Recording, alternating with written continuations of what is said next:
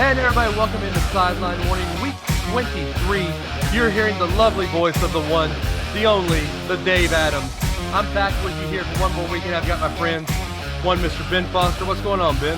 Hey, Dave. I'm just surprised that I'm not doing this show alone. I really wasn't expecting to have either of my two co-hosts after you guys ran in this Disney half marathon. Well, you know, we almost died, but before I tell you the story, let's bring in my running partner, Mr. Adam Russell. Hey man, how's it going?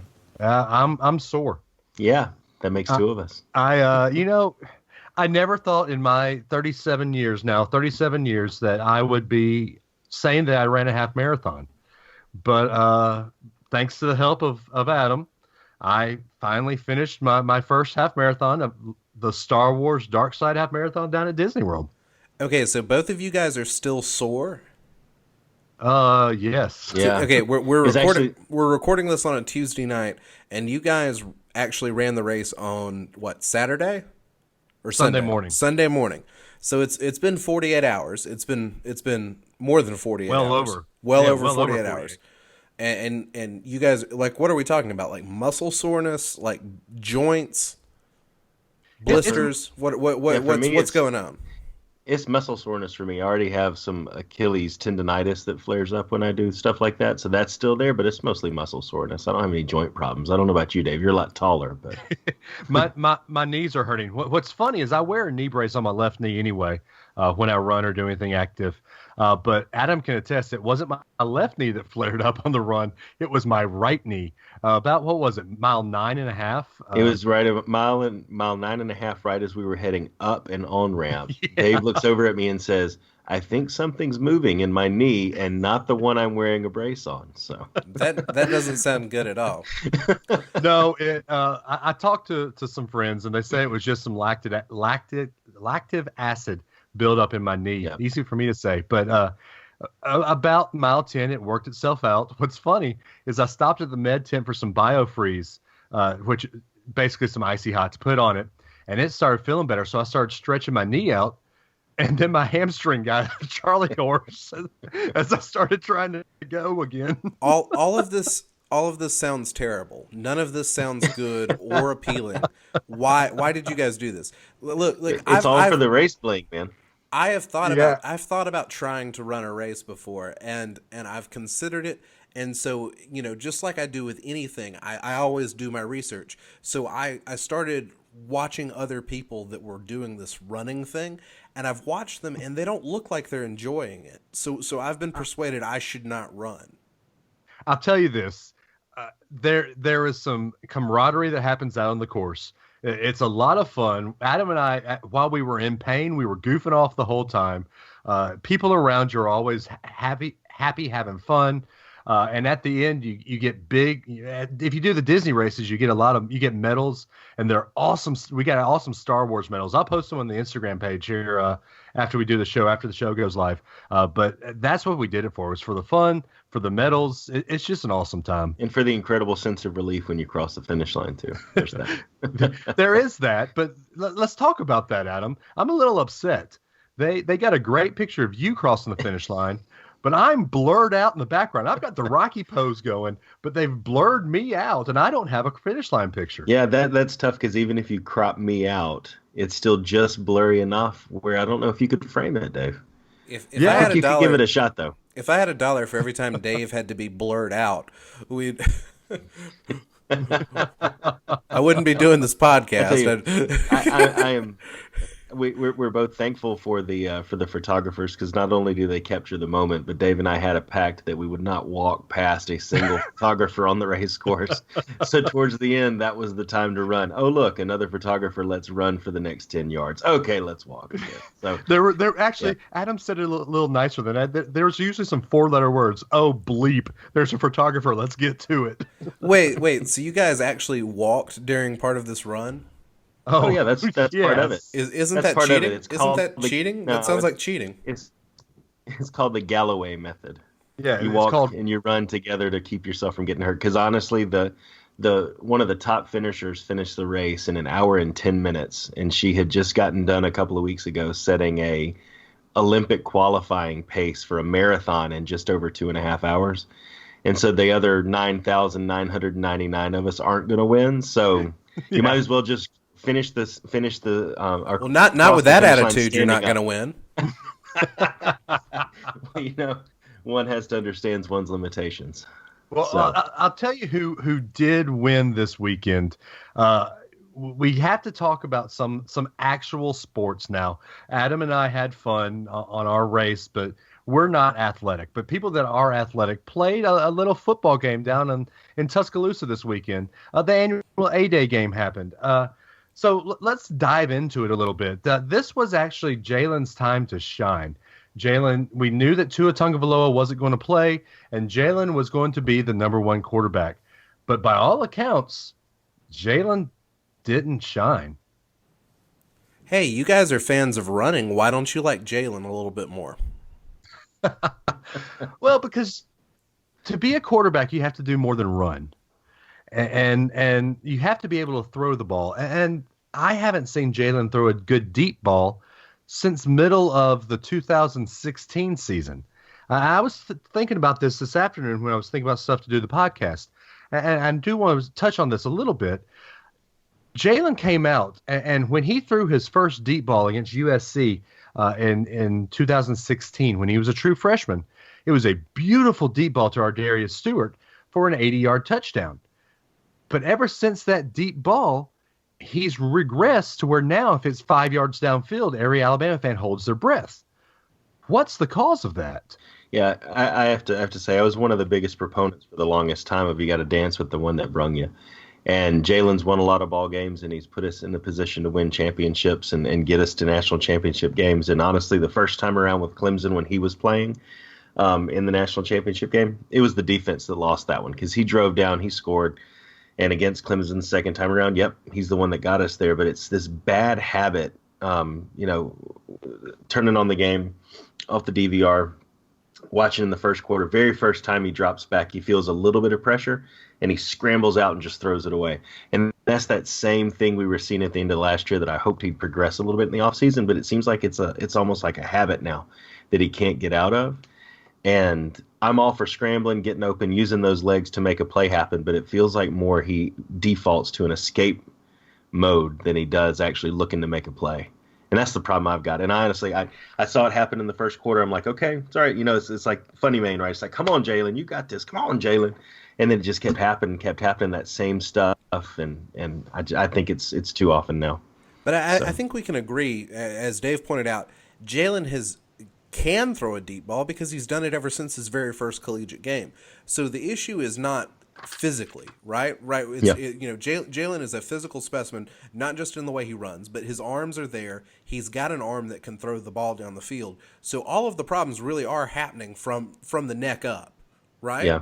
I mean, that's what it is. I think Yogi Berra said 90% of the game is half mental, and that's exactly what it is with Jalen Hurts. There is a poor mental decision making. He's almost kind of got the yips about wanting to throw the football just because he's not showing any kind of confidence that he can check off and find a receiver. Do you guys see a correlation between the play of our offensive line and his mental capacity to find a play? I mean, do you think that the two are connected?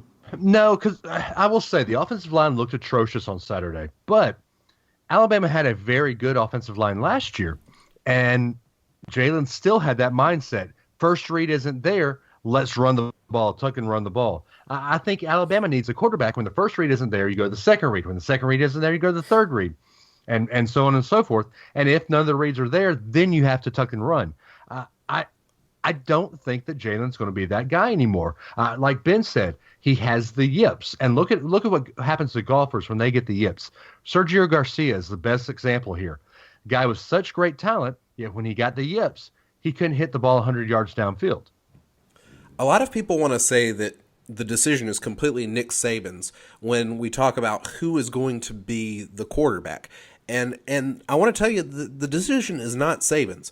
Saban has a vote, but he does not have the only decision in who gets to be quarterback. The offensive line gets a vote. and they vote by the way they play.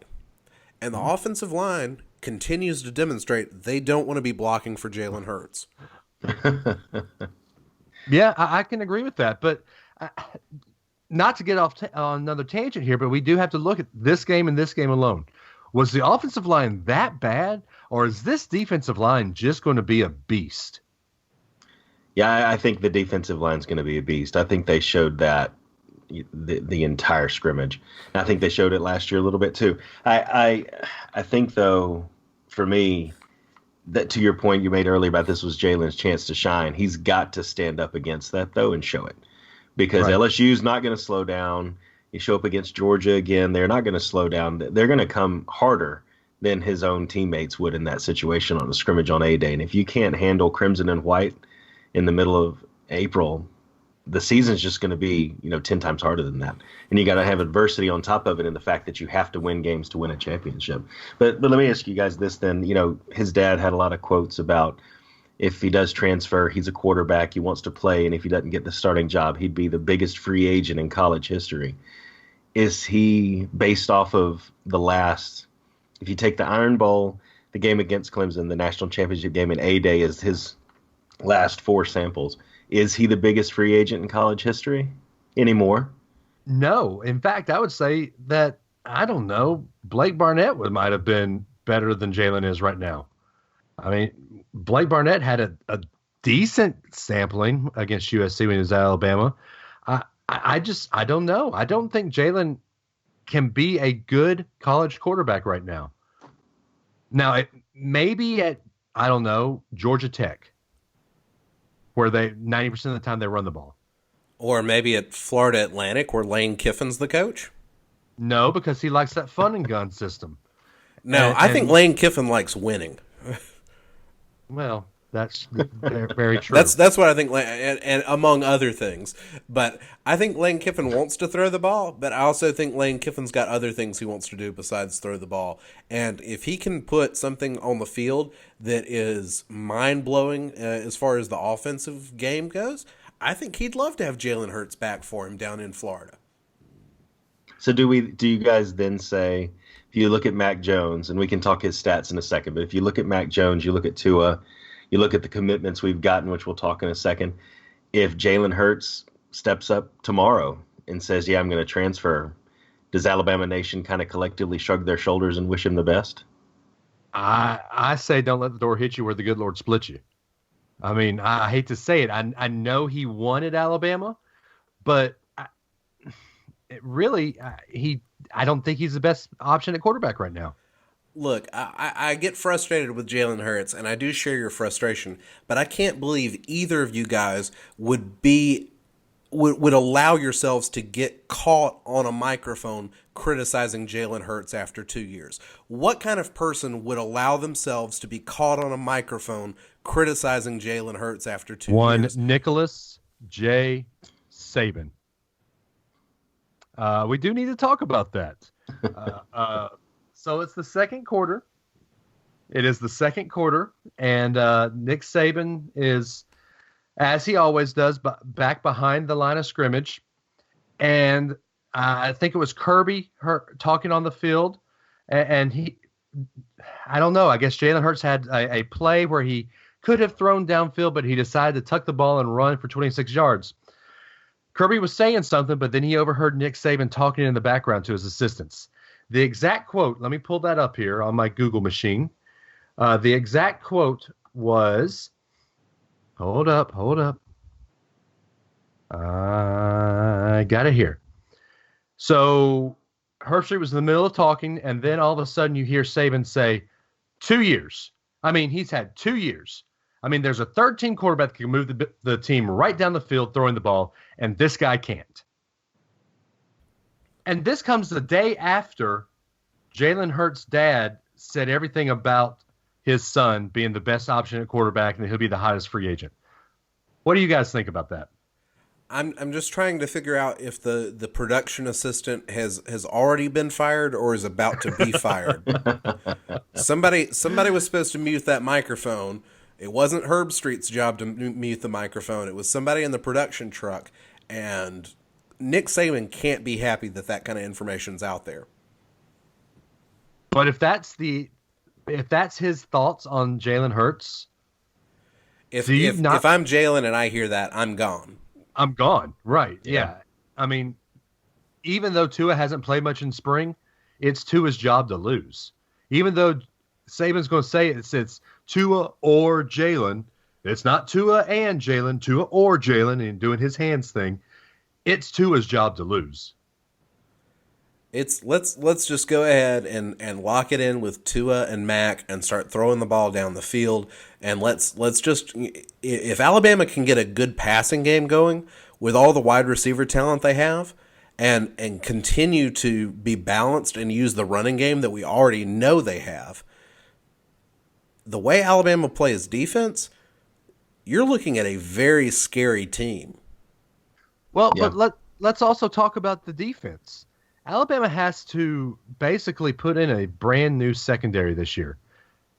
Diggs is going to be a starting cornerback. We've already seen that.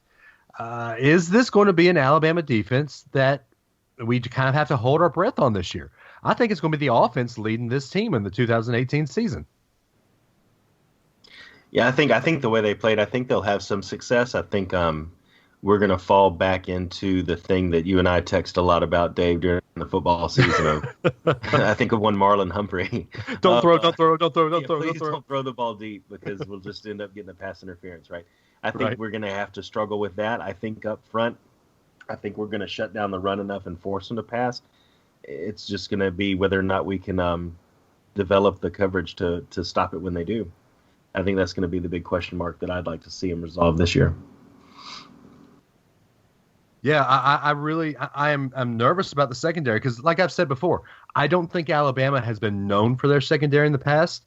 When Minkah Fitzpatrick was there, great, but we don't have Minkah anymore. In fact, I don't even know if I can name who the starting safety is going to be next year.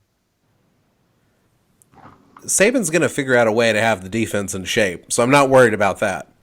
They're going to be able to apply pressure up front. They're going to be able to work Nick Saban's system, and the right athletes are going to rise to the top. So we may not know everybody who's going to be a star on this defense, but we know that this defense is going to be very, very good. It may not be the best Saban defense ever, but it's going to be very good. And if you have an offense that can score with an aerial attack, an offense that can score in just a matter of seconds at the end of a game, even when you're deep down the field, maybe in like long yardage, 2nd and 26 or something like that, the defense doesn't have to be as good. And so Alabama's going to be very formidable this year, and that shouldn't be news to anybody.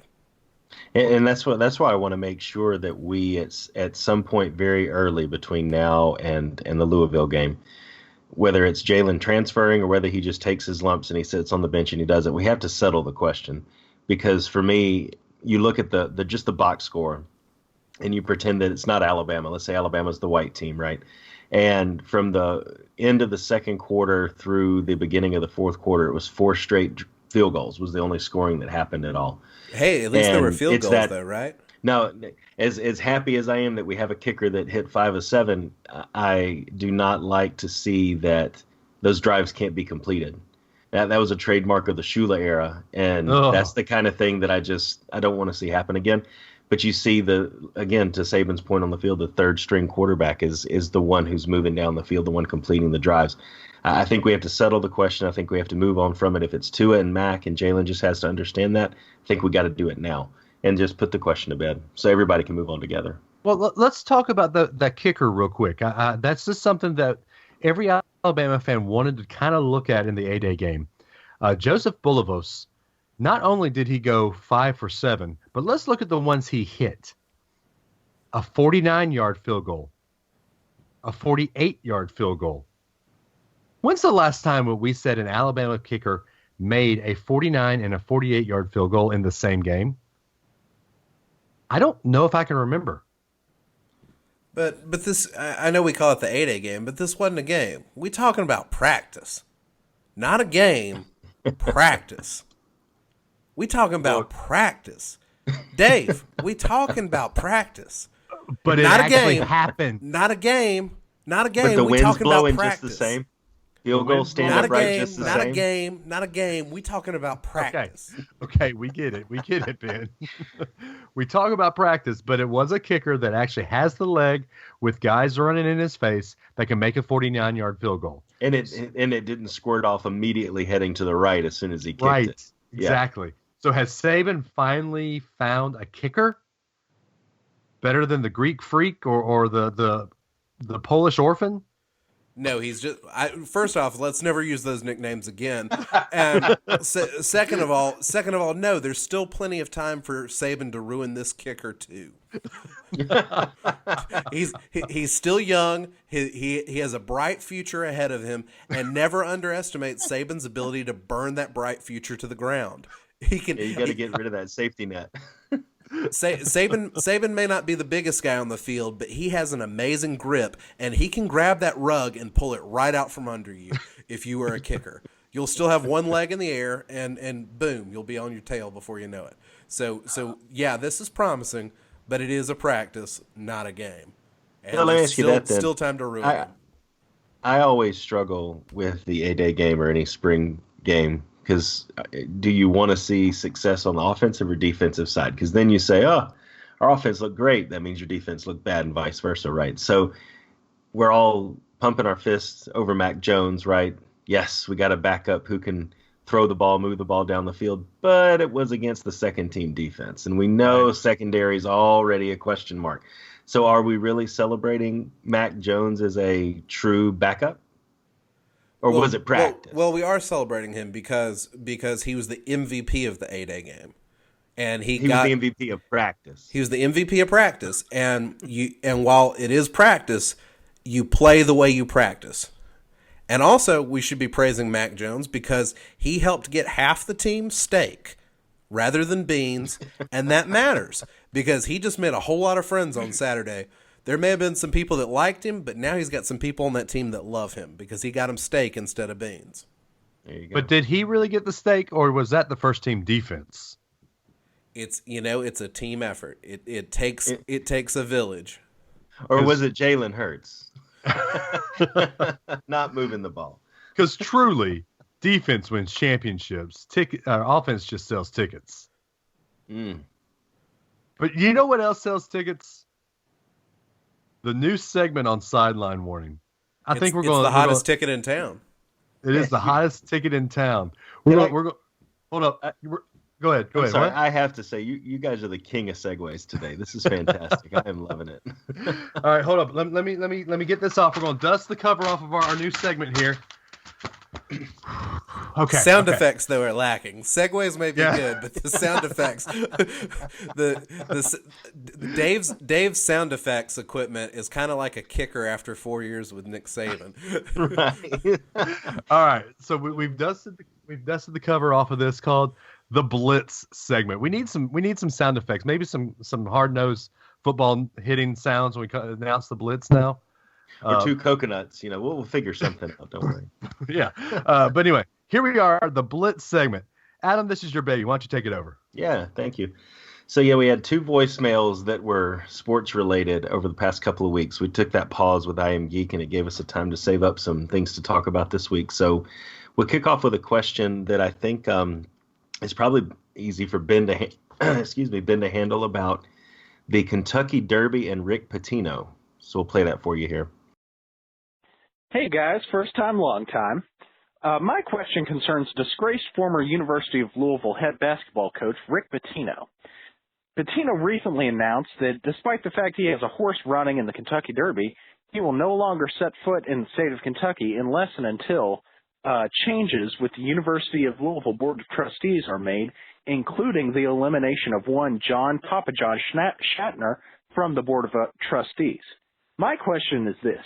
How mad would you have to be at a pizza man before it kept you from going to the Kentucky Derby, sitting in an owner's box, and drinking mint juleps all day in the sunshine? Thanks a lot, guys. Bye. Well, thanks for the call there. I've got to say, Rick Pitino, this is not surprising behavior, and you're not exactly somebody I look to model behavior for anybody to follow. So if you don't want to be in the state of Kentucky, that's probably the state of Kentucky's gain, that you're not coming there. And, if you don't want to bother to come to Churchill Downs to celebrate your business operation, which is owning a horse, perhaps the people ought to run you out of the state and run you out on the horse you came in on. Fantastic. That's a hot take there by one. I love it. Hey, before you go into this next question, Adam, why don't you go ahead and read them off the phone number that they can call in for the Blitz line to give us some topics to talk about, or to tell us how great Dave Adams is. Well, if you have a topic you want to talk about, it's 931-44-BLITZ. And as you guys can see, we will actually play your messages on the show and answer it directly. So that's 931-44-BLITZ. If you have a topic you want us to discuss, and if you want to talk about how great Dave is, it's 931-44-BLITZ with an S instead of a Z. So dial that number to leave messages about how great Dave is. Some poor soul with a Google phone number is about to get so many strange messages about Dave Adams. And probably the lactic acid built up in his knee. Something's moving. Oh, it's great. You shut your mouth, Adam. All right. What happens on the race course stays on the race course. All right, my bad. I won't bring it up again. Wow. So the second one's for you, Dave. It's actually from Dan in Highland Park with a wrestling question. Hey, I like this. Hey guys, it's Dan in Highland Park. So in honor of the recent WrestleMania in y'all's wrestling segment, if you had to match an SEC team to a professional wrestler, so if each SEC team was assigned a wrestling icon of past or present, who would they be? Are you going to go Undertaker for Alabama, Stone Cold Steve Austin for Florida, the Dudley Boys for Auburn? Who you got? Thanks. So Dan wants to know about SEC teams and what their wrestler would be. Okay. I actually have this written down. I thought long and hard about this. And y'all can join in if you think I'm wrong, because y'all probably know some of these names. So I'm going to start with Alabama. Hulk Hogan. He's the icon. He's the original. He's always on top. He stayed on top for 7-something years. Hulk Hogan is Alabama. Auburn, The Undertaker. They never die, even though they're supposed to die. They never die. They just keep coming back up for some weird reason. LSU, Macho Man Randy Savage. Oh, yeah, brother. Always mad at Hulk Hogan for stealing his girl. LSU's mad at Alabama for stealing their coach.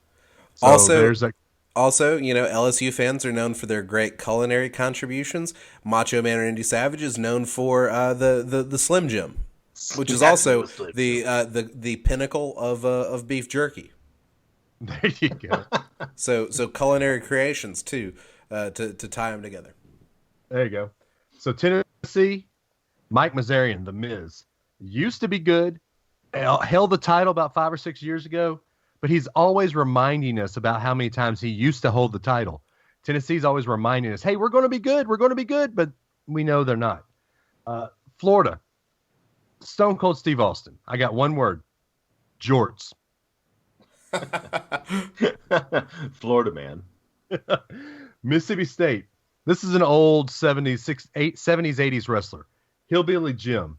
Good talent, really country, but never really got to the pinnacle of where he could have been. Ole Miss. Jake the Snake Roberts. Always had to cheat to win. Texas A&M. I almost went non-PC here and said Eddie Guerrero, but I decided to go Dusty Rhodes, just because he's down and dirty, tradition. He decided, he was that bring a lunch pail to work type guy. Missouri, Booker T, mildly successful, yet no one really remembers why he was successful. Oh, I love Booker T. Well, yes, but you watched it in the 90s. We understand. When I was in the middle school fake wrestling club, Booker T was one of the guys I got to be on the regular basis. So I was always a big Booker T fan. Nice. South Carolina, a new wrestler, Bobby Roode, flashy, decent, but never lives up to the hype. Okay, I think South Carolina is more like the Raven, which is a lot of ups and downs, a little bit crazy, and sometimes really, really effective, and other times just way off the rails. So also just a raven and a gamecock are basically the same bird. Yeah. Okay. Arkansas, the Big Show, huge size, not very good. Georgia, another newcomer, Roman Reigns, the new big dog. Everybody's trying to cram this guy down our throats, yet he can't quite win the big one. So Georgia, Roman Reigns. I almost put Bill Goldberg there just because he played at Georgia. And now the final two. Kentucky, Marty Jannetty, who was one half of the Rockers with Shawn Michaels. But once Shawn Michaels left him, Marty Jannetty, we found out, was only good at one thing. He was only good as a tag team. Not very good when he was a solo man. So Kentucky's only good at one thing, basketball. And then finally, the lovable losers, Vanderbilt. I gave them William Regal. Talented, sometimes have some skill, but always the joke. Never really good. So there you go. I don't know who half of these wrestlers are, Dave. You know more than me. I thought you were going to go with like $1 Million Man. He never won the big title, but he was only in for his money. We only really keep Vanderbilt around for the money, right? I like that one. I like that one better than William Regal. Okay. Either that, or I had gold dust for Vanderbilt. Okay, Dave, I'm just going to call out. I'm going to call out some wrestlers that I would love to see assigned to a school outside of the SEC. Okay. Just some wrestlers that I was hoping would be on this list somewhere. So if I call out a wrestler, just give me the first school that comes to mind. It doesn't even have to be a Power 5 school. If I call somebody out and you think, man, that's Appalachian State to a T. Hot. Yeah. So the first one, Rowdy Piper. Honestly, I'm going to have to go with a very, very, very small school, Covenant College up in Chattanooga, just because they're the Scots. Okay. They're Scottish. So, okay. How about Bret the Hitman Hart? I don't know. There's no Canadian schools that I know of. Yeah, I don't know. Let's see. How about one of my favorite wrestlers, Hacksaw Jim Duggan? Probably Kansas, one of those Midwestern schools that it's America, it's Midwest, it's All right. Dave, maybe I missed this, but I feel like no wrestling list is complete without a little Ric Flair. It'd have to be probably North Carolina because he's a Carolina man.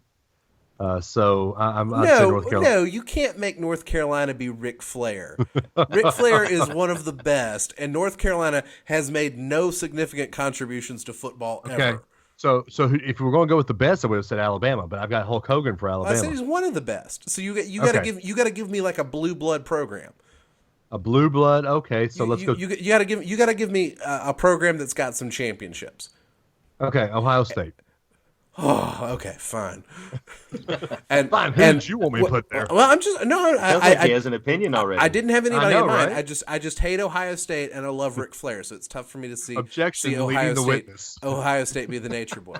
But while we're talking about that, I want to talk about the Four Horsemen. Can you give me something for like Arn Anderson or Chris Benoit? Well, we don't talk about Chris Benoit anymore because okay, suicide and murder. Jeez, don't. Arn Anderson. Let's go Michigan, just because when you think Ohio State, you got to put Michigan in there together. So Ohio State, Michigan, Arn Anderson. I don't know. Okay, I think I'm done. I think he's tapping out. Yeah, I think he's tapping out. I think we've got one more call that wasn't sports related, but it was related to the Disney bracket that we did that we do want to talk about that with the I Am Geek crossover, right? Yeah. So it was a call about your propensity to burst into song and our propensity to object to that. So we'll play that one really quick. Hi there. So I have another question. So is it a big deal to break out in Disney songs, even if it is Pocahontas? I'm trying to understand what the beef might be with Pocahontas overall. The music's great, so you know what? If the conversation leads to it, why not break out in a song, even if it is from Pocahontas? Thanks. Bye. So would you like to lead us in song to like? Have you ever heard the wolf cry to a newborn moon? I think I just did. Is it the newborn moon? I don't even think you got the lyrics right. New something moon. It's the blue corn moon, isn't it? Hey, Blue corn moon. Let it go, moon. Ben. Just let it go. Let it go. I am one with the wind and sky. And I think we just answered our question about what our beef is about bursting into song. Ask Adam, because I burst into song on the race course a couple of times. Oh my gosh. I'm worried this podcast. I've never seen Adam run that fast. I'm worried this podcast is going to burst into flames when Dave sings. I do have to say, I was a doubter, Dave, on the race course of the Rocky music being played out loud. Awesome. But it was amazing when we entered Epcot and the Rocky music came forth from Dave's phone. It is literally like the spirits of the 15 people around us were lifted. Yeah, and everyone's like, hey, that's Rocky. I can do this. Oh my gosh, I suddenly have energy. It was great to see. Anytime you hear those trumpets, man. Did you just have this playing like one time through, or did you have it on repeat? Like I think I would have just done the whole race with just Rocky on repeat. I actually, once we hit the International Gateway at Epcot, I turned Rocky on just because I felt that the crowd needed some Rocky spirit. Okay, look, the Rocky theme is amazing. I'm not taking anything away from it. The Rocky theme is unbelievable. But what would be great for a playlist is also the music from the training montage. Like I've got that too. Every one of the Rocky movies has an unbelievable training montage where Rocky is like out of shape. He's like coughing and has his hands on his knees. And suddenly in the span of like a 3-minute song, he's ready to fight. And you don't get to those trumpets without that. So I would love a playlist that is all Rocky music, training montage concluding with the Rocky theme. That was a quote from the race. One of the montage. Which one was that? Was it 4 or 5? It was Rocky 4. It was the Rocky 4. And it came on. I said, all we need now is a montage. And the guy next to us was like, yeah, this is when he's on that mountain in the snow and he's picking up the thing that is just too heavy, you know. And so we were actually talking through the montage as we were running with the people around us. It was funny. I mean, nothing makes 13 miles go down faster than a montage. Yeah, that's right. You can do it in 3 minutes because Rocky does. Yeah. But so I'd say overall we might have a beef with bursting into Disney song, but bursting into Rocky music in the middle of a race, that's acceptable. So I think it's situational on when we have that beef with music. Was there any Chariots of Fire? Any of that? No, I should have. Why didn't we? I think we were too busy running. Yeah. You're just gonna have to run another one now, Dave. No. You know what we did, Adam? We just keep running. Just keep running, just keep running, just keep running. Guys, I think we need to run to a break. I agree. All right, guys. So it's time for that break. It's time where every week I tell you to have a nice Coke and a smile. And we'll see you guys here on the other side of the break here on Sideline Morning.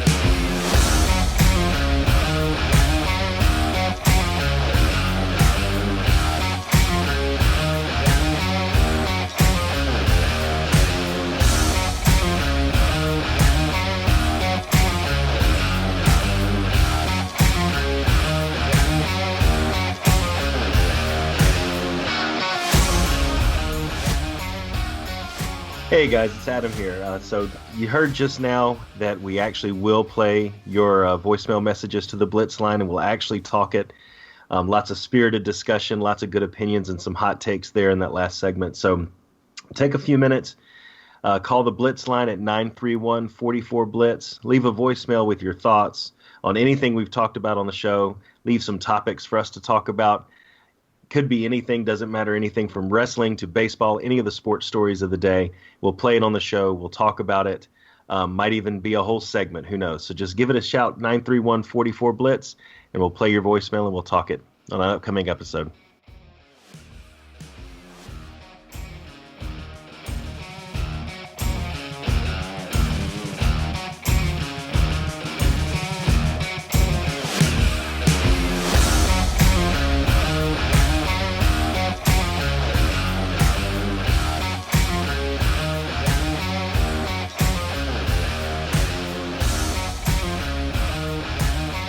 welcome back into Sideline Morning. I hope you guys had that nice coconut smile and hope you're as well rested as we are.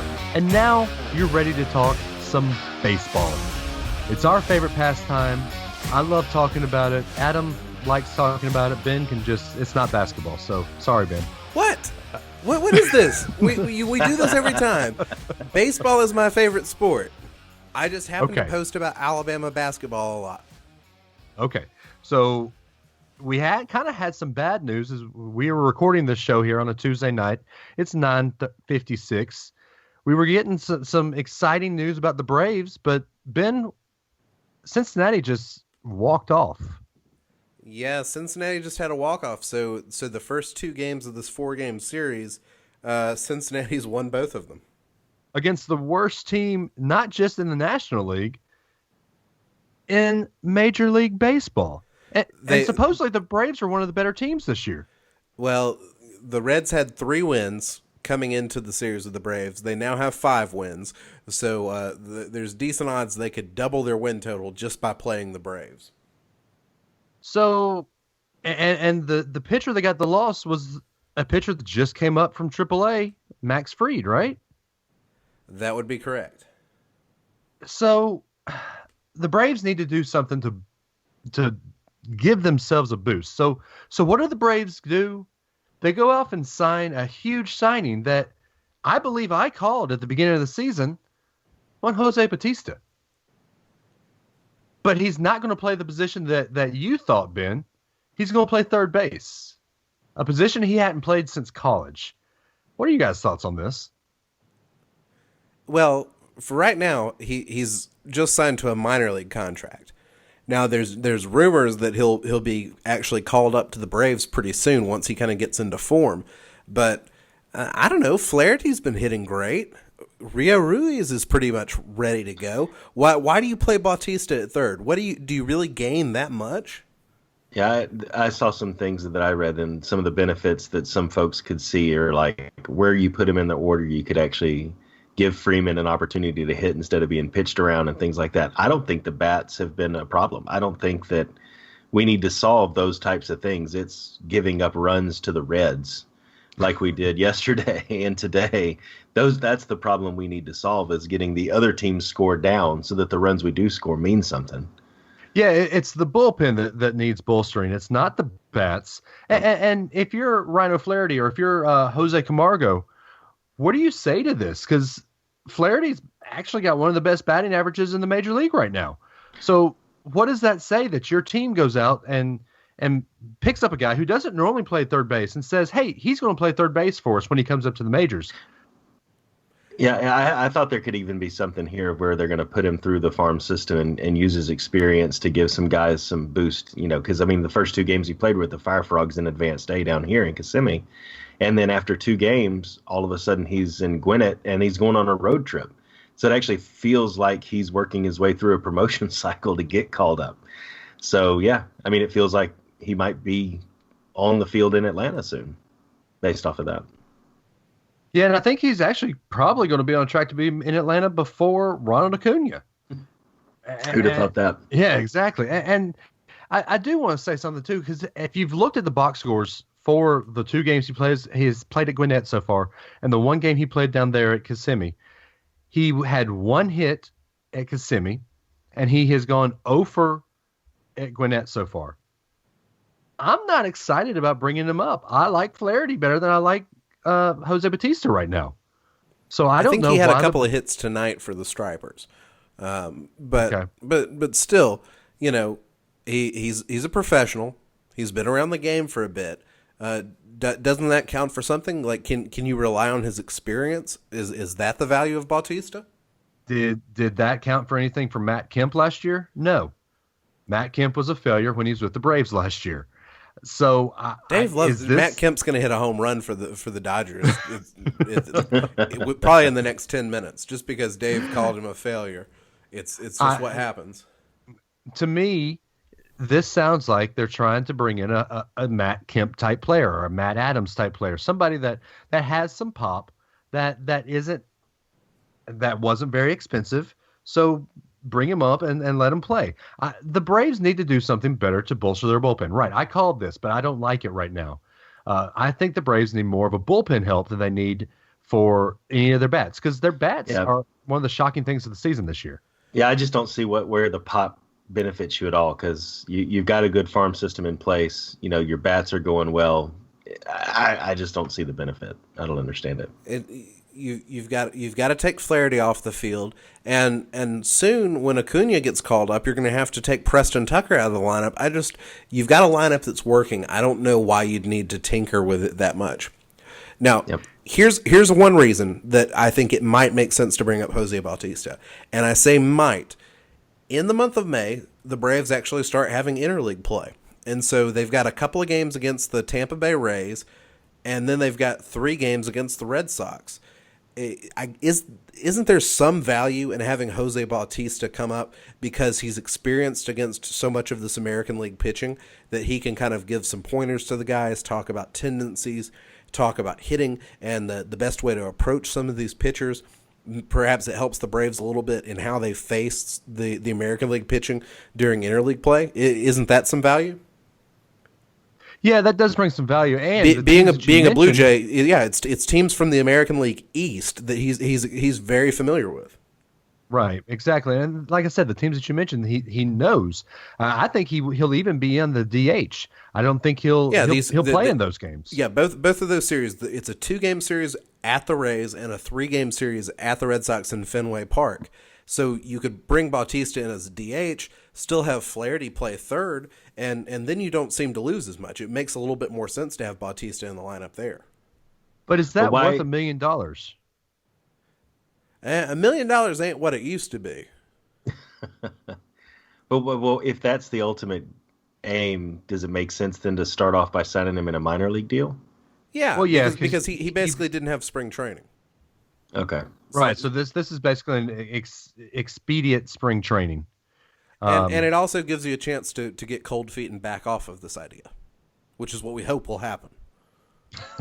That's their MO so far. Yeah. Yeah, and I do want to let's talk about one other thing too, because we kind of mentioned Acuna, but here it is. We're recording on April 24th. This show will probably be live on the 25th or 26th, depending on how Ben does editing. I'll do it quickly. Okay. We were supposed to see Ronald Acuna April 13th. 10 days ago. 10 days ago. Yeah, 10 days ago. But he is still sitting down in AAA. Why? And do we see that as a problem? No, it's not a problem because Acuna has gotten off to a slow start in AAA. And that's fine. If you take something out of the oven and it's not ready, you just put it back in the oven and let it cook just a little bit longer. So Acuna is going to be an amazing talent.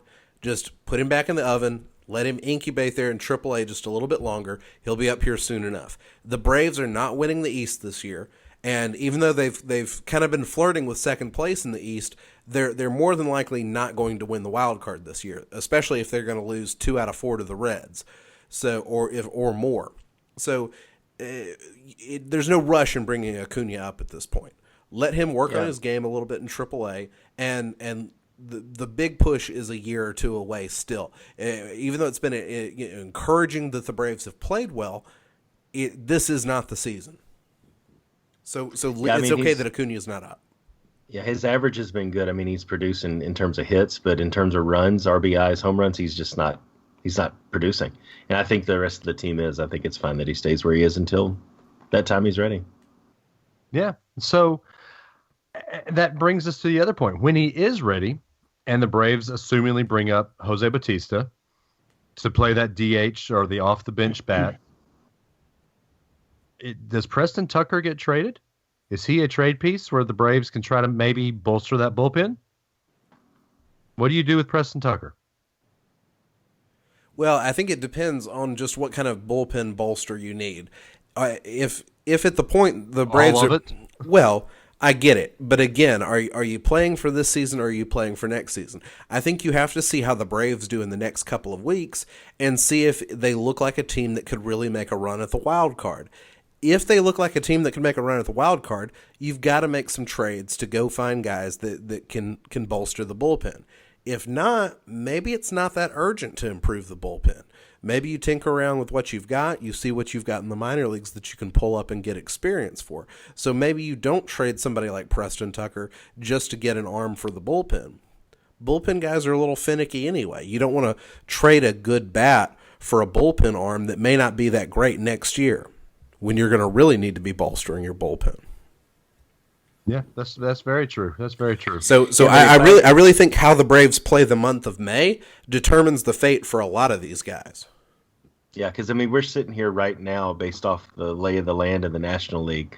I mean, we're in the middle, right where a wild card contender would be. Now, if we're still there in the end of the season, we'll see. But for me, the last few years have been painful enough where if we're in that position soon and stay in the middle of the East, stay in the middle to where we could be pushing for a wild card, I want to see us go for it this year. I want to see us make a bold move to try to get it sooner than we can, because eventually that has to pay off, and I'm all for the long game. But if we're in position, I want to see them see it through this year if we can get it. In the month of the Braves are going to finish April playing Philadelphia. Then in the month of May, the Braves have got a series with the Mets, a series with the Marlins, another series with the Marlins, another series with the Phillies, because we have to play the Phillies at least once a week, and then 4 games ending the month of May against the Mets, and then starting a series from May into June with the Nationals. By the end of May, we're going to know where the Braves stand in the East very clearly. And at that point, we're also going to know whether or not the Braves are going to have any shot at the wild card. So how they play the month of May is going to really impact and determine what kind of moves they make for the rest of the season. Yeah, totally agree with that. But looking at how the Braves play against better competition versus how they play against people like the Reds, I think you're going to see the Braves do worse against the bad competition and play up to the good competition. Kind of like, I don't know, what Ole Miss did last year, or you know what these teams that we see play against Alabama do. To give the best game to that better competition, but kind of play down when they play these lower competitions. Well, it's certainly possible. Before the Cincinnati Reds series, every team that the Braves played had a record of 500 or better at the time they played them. The Nationals are now under 500, but when the Braves played them, they had a positive above 500 record. So the Braves have played tough competition, and so this is the first test of a terrible team, and the Braves are not passing it.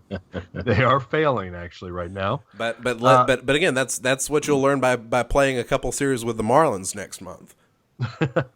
Well, you know what else will be passing, and I hope that we'll be able to pass our picks on to you, as Ben will give us the picks that we are going to do some picks on this week. I don't even know what I'm saying. We're going to do our picks right now. Time to pick them. I was trying to do a good segue, and it didn't work that time. Dave picked, but he did not roll. We've got the NFL draft coming up this weekend, and so I think it only makes sense for us to pick all 7 rounds of the NFL draft right now. We'll just do, right, let me settle in. Hang on. Our own mock draft with 6 or 7 rounds of picking. Every team, also if you need to make a trade between teams, trade some picks, just call that out when we come to it. Are you? No, I'm completely kidding. I'm fine with that as long as we follow the actual timeline of the draft. So Dave is on the clock. Dear listener, we love you too much, and we would never do that to you. We don't pay enough to our sound hosting site to do that. Dear listener, we promise we will never do anything more excruciating than picking a bracket over audio. So what I do want to talk about as far as picking the draft, I am going to give you guys one pick. You are the Cleveland Browns, and it seems reasonable that you would go get a quarterback. It also seems reasonable that you'd go get Saquon Barkley. So guys, but also the world's your oyster. If you're feeling froggy and would like to do something other than one of the 5 quarterbacks or the star running back, feel free to do that. But give me your pick if you're the Cleveland Browns, who you're taking with the first pick overall. So that's our pick. So here's what I'm going to do. I'm taking Saquon Barkley because number 1 overall. Number 1 overall. You've got Tyrod Taylor as a patch quarterback right now. You also have the number 4 pick that one of these 5 quarterbacks, who are probably all going to start in the NFL at some point in time, will fall to. So take Saquon Barkley. He seems like the guy that you can plug into an offense and play immediately. I don't know if any of these 5 quarterbacks are a plug into your offense and play immediately type quarterback yet. So I'm taking Saquon Barkley. Dave, when was the last time a running back was taken number 1 overall? I can't remember at all. But I think Saquon Barkley is that type of talent. It's that kind of year. It's that kind of year. You think Saquon Barkley is that good? I do. All right. Dave is going to go with a running back. Adam, what say you? Who will you go with? I honestly think that you could flip a coin between Sam Darnold and Josh Allen. And I think it's if you want to, how swayed are you by what Josh Allen showed in the combine, what he showed with his arm, even if he didn't have a high completion rate in college, how he can throw what he could be? Or do you go with a safe person who you know is probably going to give you an edge off the bat and some results? Personally, I would lean towards Josh Allen on that one. I would take a chance on somebody who might be able to get you something in the long run, but hasn't necessarily shown they can do it in college. Here's the other thing. The Cleveland Browns also have the number 4 pick overall. So it's possible they could try to let Barkley fall to 4th, or they could draft 2 quarterbacks. Do either of those ideas seem appealing to you guys at all? No. If I'm the Cleveland Browns, I do not draft Saquon Barkley ever just because Dave said to do that. Oh, gee, thanks. Have the Cleveland Browns? I don't want to bring up bad memories. Have the Cleveland Browns ever picked up a running back that had a lot of promise that didn't quite? I think they did. Quite pan out? Yeah. Okay. Just because the NFL changed rules, if they didn't change that helmet rule, Trent would still be there. So for my pick, I think I'm going to go with Josh Allen. I think Sam Darnold is too inconsistent. I think Josh Allen is a quarterback body, and I think all of these quarterbacks are crapshoots. So I think you need to pick the one that is the one that's built most like an NFL quarterback. And so I'm gonna go with Josh Allen. I think he is built to play the role, and you've still got to build and get other personnel around him. So while you're getting other personnel around him, try to coach him up, and develop him as a quarterback. So I'm gonna go with Josh Allen as the number 1 overall pick, and then maybe try to hedge and pick somebody else up at 4. If Baker Mayfield's still around at 4, I think you need to go get Baker Mayfield too, because he can sling the ball. But let's also remember, while we joke about the Browns not having the best track record of drafting running backs, let's look at who the last quarterback they drafted was. One Johnny Manziel. The Browns don't do well drafting anybody. That's why they're here at number 1 again.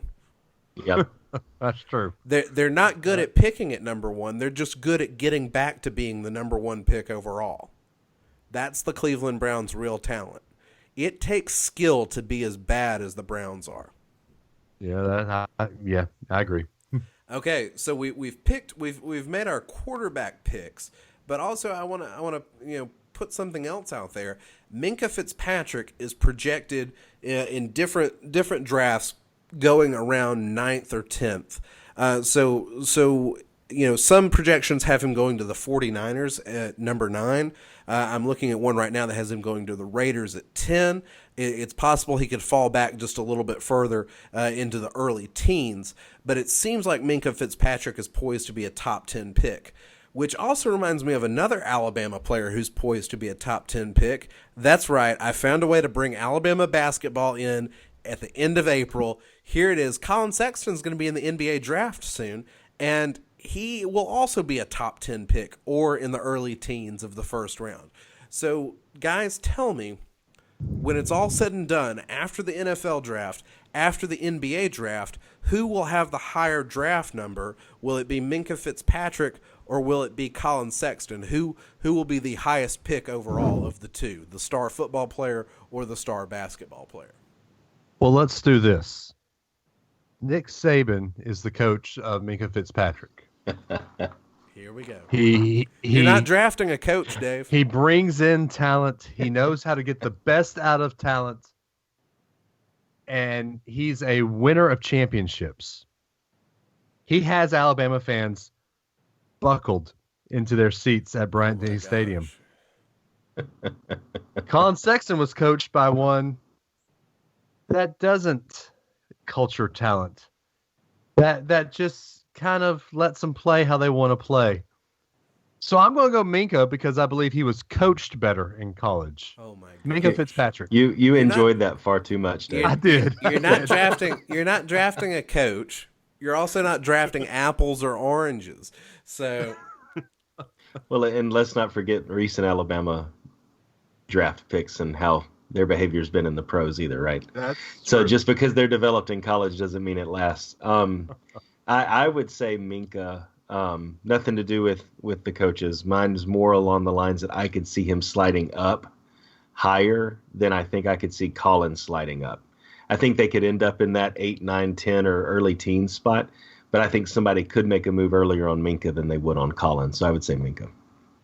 all right, I'm going to pick Colin Sexton. It's going to be close. Sexton, No way. Sexton, boom. What? Sexton is going to be 9th because he's going to be a top 10 pick. He's probably going to go to the Knicks. They've just got to figure out who their coach is going to be. And then I got a coach for him. Minka's going 10th. So Colin is going to just barely edge out Minka Fitzpatrick, but Colin Sexton is going to be the highest draft pick of any Alabama athlete this year. Hey, New York! I got a coach you can take. He used to coach up in New Jersey. He coached for So come on, come take Avery. Come on, we'll enjoy that. You can have We'll him. give you 2 for 1. You can have Avery and Jalen. Who cares? Yeah, well, I don't care. You can have Avery and Colin. See if I care. Could you imagine Jalen Hurts like being an NBA specialist just to work inbounds plays? Oh my gosh. We need you to throw it down the court, Jalen. He's been in the NBA 2 years and he can't throw the ball down the court. It's an inbounds play. Oh, man. All right. This segment gone off the rails. It's off the rails. It is time. Those are the picks. It is time for the sideline warnings.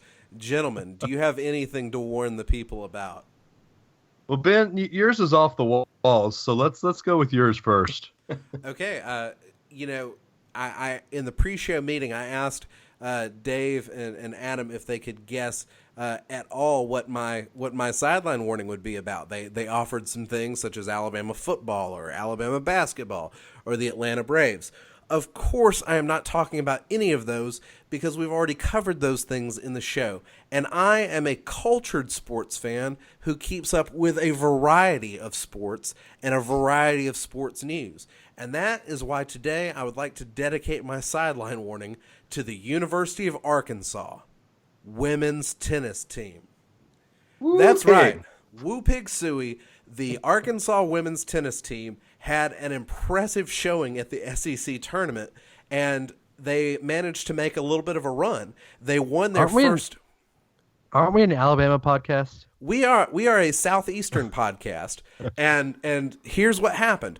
Arkansas won its first 3 matches in the SEC tournament before losing to Florida on Saturday, which was just highly unexpected. Arkansas overachieved in the SEC tournament, and the amazing thing about picking up 3 wins in the SEC tournament is it brought their overall match record to 10-16. That's right, a losing record of 10-16, which doesn't do much to get you into the NCAA tournament because you need a record of at least 500 to get into the NCAA tennis tournament. So what did Arkansas do?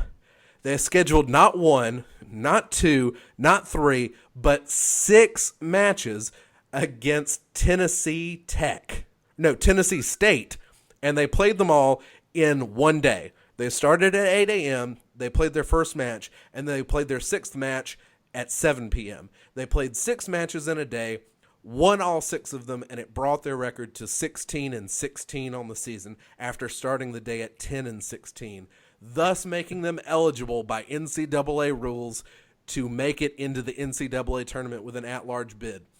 This is impressive gamemanship. This is impressive showmanship. I appreciate Tennessee State being game to be whooped by Arkansas for this purpose. I also appreciate Arkansas just showing how absurd the NCAA's rules are and exploiting the rule, so that way it's just another case of seeing how inept the NCAA is. So bravo to the ladies of the Arkansas Razorback tennis team. You've done something great. I hope you make it into the tournament with your at-large bid. That is my sideline warning.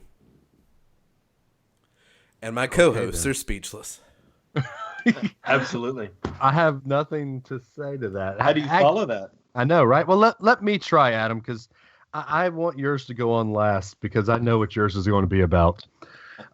Mine's going to bring a little bit of fire, too. Earlier in the week, we kind of alluded to it in the show earlier. Earlier in the week, Jalen Hurts' father gets on radio and says, if Jalen Hurts isn't the starting quarterback at Alabama, he will transfer. When did it start being cool for parents of 21-year-olds, 20-year-olds, 21-year-olds to start talking for them? This is going to sound like get off my lawn guy, but I remember when I was in college or when, in the 90s and the 2000s, I didn't want my parents talking for me. And people transferred, but it was kind of a quiet transfer. When did it become okay for college kids to let their parents talk for them and not have a backbone? And basically, that parents became helicopter parents even in college. I understand in high school it was kind of okay. It was, kids didn't like it. But in college, you become your own man.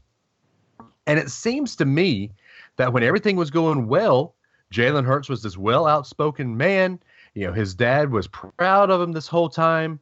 Everything was going hunky-dory. But when it started not going his way, his dad had a problem with it. That might be part of the problem with today's society.